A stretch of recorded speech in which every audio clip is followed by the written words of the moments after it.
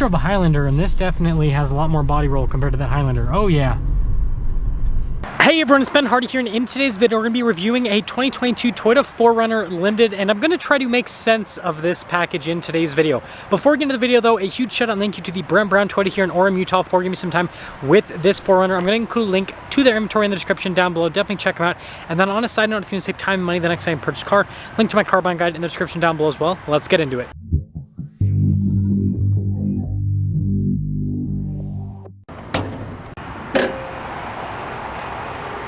So under the hood, we have a naturally aspirated 4-liter V6 that goes through a 5-speed automatic transmission. Power outputs are 270 horsepower and then 278 pound-feet of torque, with fuel economy being averaged in the high teens. Now let's go to the front end of the Limited. First off, I really like this paint color actually. It's got this beautiful metallic flake in it. And then coming down below, you guys can see here with the headlights super bright. You guys can kind of see there with the daytime running light, and hopefully on camera as well. And then notice the fog lights, LEDs as well. And you guys can see parking sensors integrated here into the front end also. You've got the front camera down below, and then you've got the sensor below the Toyota logo. Lots of chrome. And then this bumper is part of the Limited package. So it is the, I'm going to call it the low ground clearance bumper, because it makes it so that this has a worse approach angle compared to a regular 4Runner, but I guess it's supposed to make it look more imposing. But in my opinion, that looks more imposing than this. But you know, Toyota can do whatever Toyota wants to do. Now for the tire and wheel setup, it's 245, 60, 20 in the front and over in the rear as well. Now as for the design on the wheels, they actually kind of have like an off-roader type design, even though, well, they're 20s, and we all know that 20s are definitely not for off-road use. And then here's a quick look at the suspension. Just like other 4Runners, it's got independent front suspension. And then you guys can see here with the fender flare how that's been body painted, so it looks a little bit more luxurious. Notice the chrome strip right there. Chrome door handles, says Limited there on the back. And then here's your full side view of the Limited. You guys can see the rails there at the top, and well, there you go. So here's a key fob for the 4Runner. Pretty simplistic Toyota logo, lock and unlock, and well, that's all you really need, isn't it? Now opening up the hatch, hydraulic just like every other 4Runner. Notice this one has the cargo net installed in the back. And then you've got the rubber floor covering. We have an actual outlet here in the back as well. And then it looks like, let me double check before I speak. Yep, this one also has the third row, which is something you can get in the 4Runner, which makes sense for the Limited being the more on-road version, so you'd want the third row for added practicality. And that's why you've got those little like cup holder things there. And other than that, you've got this strap to kind of help with pulling you down if you're short, but then if you're a regular sized person, well, you can just grab that handle and throw it back down. And I guess we'll finish the rest of the rear now. So if the normal 4Runner tail lights, which I'm actually a pretty big fan of, and then these buttons right here are to lower and raise this rear glass in the back. And then notice got the receiver down below with more parking sensors. Still have a solid rear axle with the Limited. They didn't change that for this package. And well, there's the rear. Now here's the door panel in the back. You guys can see here with the padding and the contrasted stitching. And here are the seats. Notice they actually have perforations here. A lot of 4Runners will not have perforations in their seats to make them easier to clean. But again, the Limited's not supposed to be for off-roading, so yeah, don't need that. And then also this just throw down the seat. Anyways, stepping in, you got to step up a little bit into the 4Runner. And then notice here with the storage net, got some vents, got some USBs, and then, woo, cup holder, armrest. Let's head to the front. Now here is the front door panel. You guys can see again with the padding, and then also down below. All of our window controls here at the door lock and unlock. We've got blind spot warning for the mirrors. Memory seats here. And then here are the front seats. Notice again with the perforations in the center of the seat. All of your power adjustments. Pedal layout down below. And then you guys can see for the hood latch release. And then notice here for the camera, turn that on, the outlet, that's for the windshield wipers, and then the lights, then the mirror adjustment. And well, let's pop in.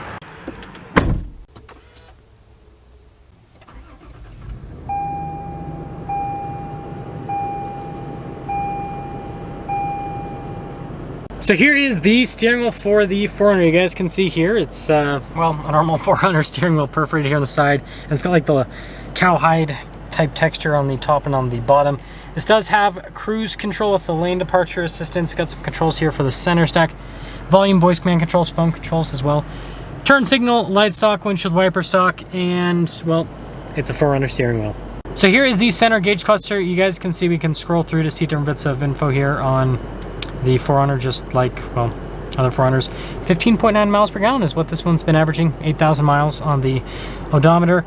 And aside from that, that's all. So with the infotainment system, first off, if we pop it into reverse, you guys can see we've got the backup camera here with trajectory lines that do turn with the steering wheel.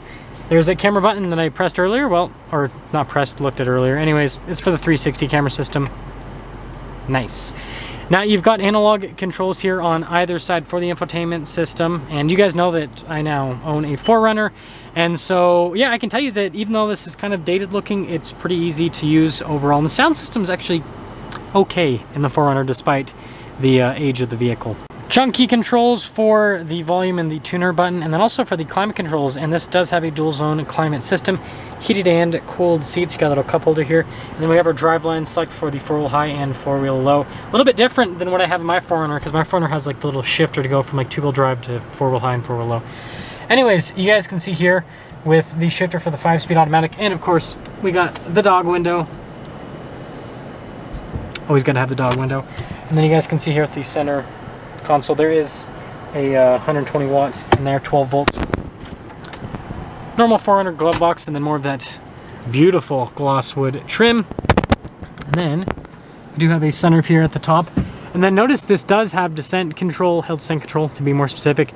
We have Toyota's A-Track system and stability control, so this still does have some off-road cred, and then the controls for the sunroof right there. Well, now that we're done going to the interior on this 4Runner Limited, let's take it out, see how it drives. If you want the most up-to-date pricing, check out Brent Brown's website in the description down below. Also, they have a lot of 4Runners.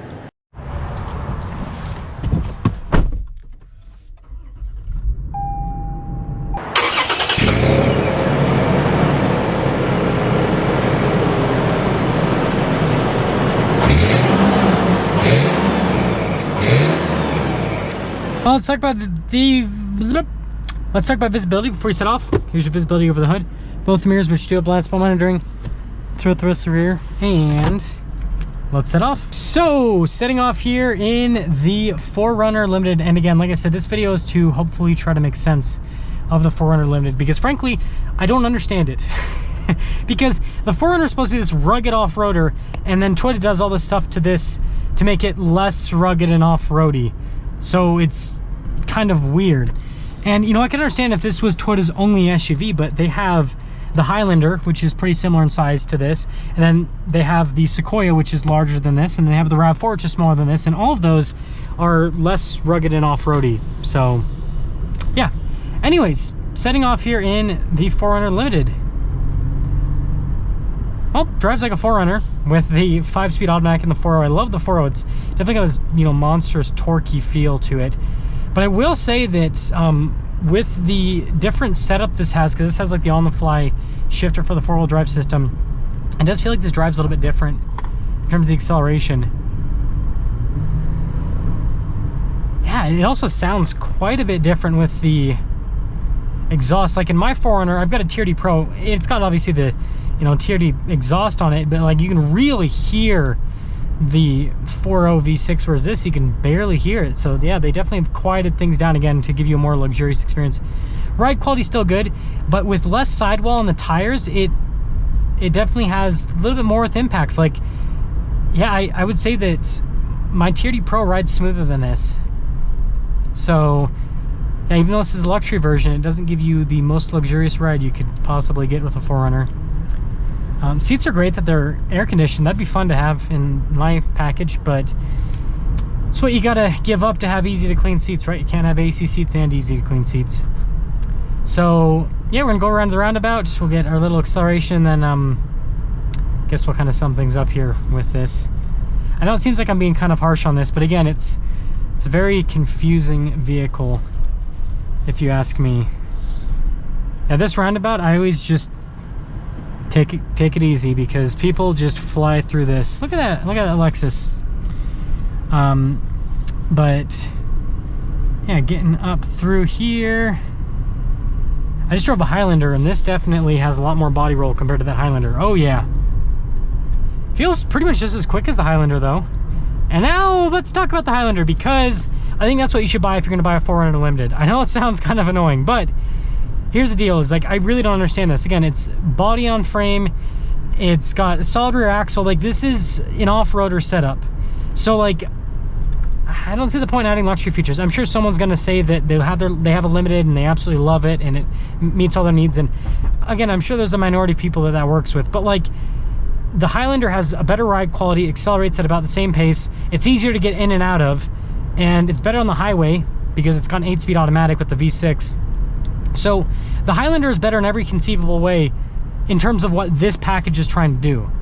And this is, you know, about the same amount of money. So like, and you know, third row practical, all that kind of, yeah, just everything. It makes more sense to go for the Highlander if you want more of a luxury package. But I guess if you want like the 4Runner looks and, you know, robust driving experience, and you want it to be more daily drivable, then that's what this gives you. But at the same time, like I said, if it was my choice, if that's what I was looking for, if I wasn't looking for the off-roadness of the 4Runner, then I'd get the Highlander. That's gonna sum things up for a video on this 4Runner Limited. Again, a huge shout out and thank you to the Brent Brown Toyota here in Orem, Utah for giving me some time with this 4Runner. Check out the info in the description down below. I'll see you.